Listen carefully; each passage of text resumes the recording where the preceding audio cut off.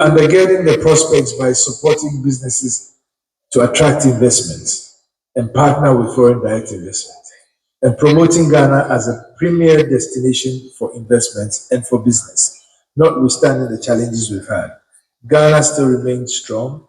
Ghana, as I keep saying, as a country in the center of the world, and for those of you who are geographically challenged, Ghana is the only country that can claim to be the real center of the world. We are the only country on latitude zero and longitude zero. And that's something that will not change.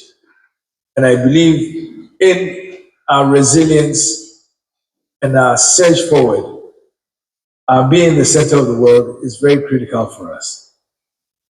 As we usher in a new African economy through the AFCFTA,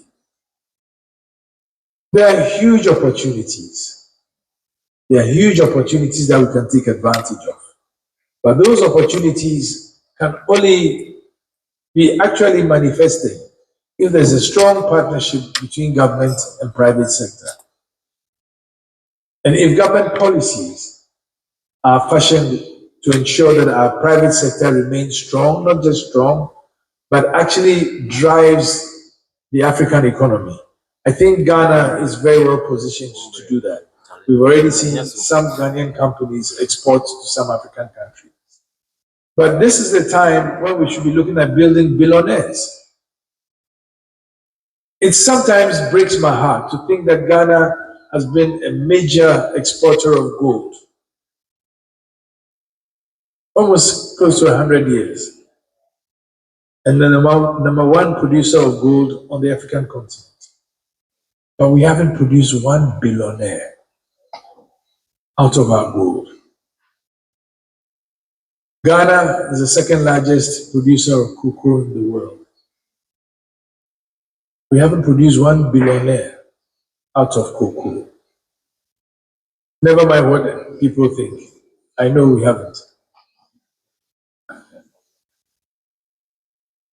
We are a major producer, one of the larger producers of bauxite. We haven't produced one indigenous billionaire out of bauxite.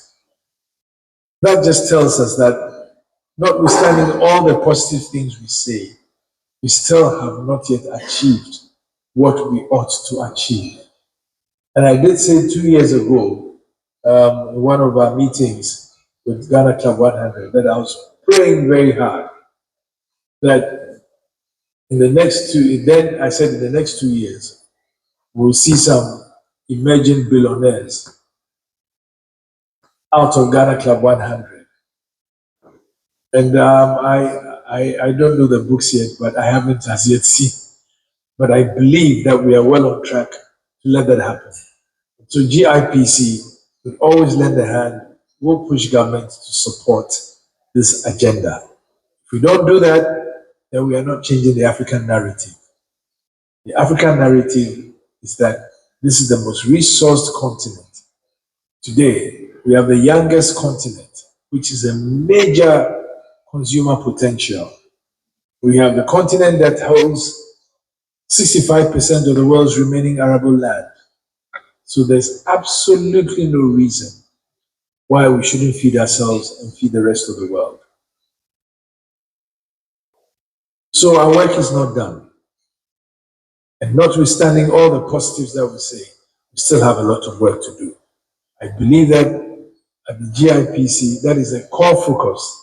And that is what has brought you here today. We will continue to push. We'll continue to drag you along to our investment missions and ensure that we form the partnerships that we are. But I would also not be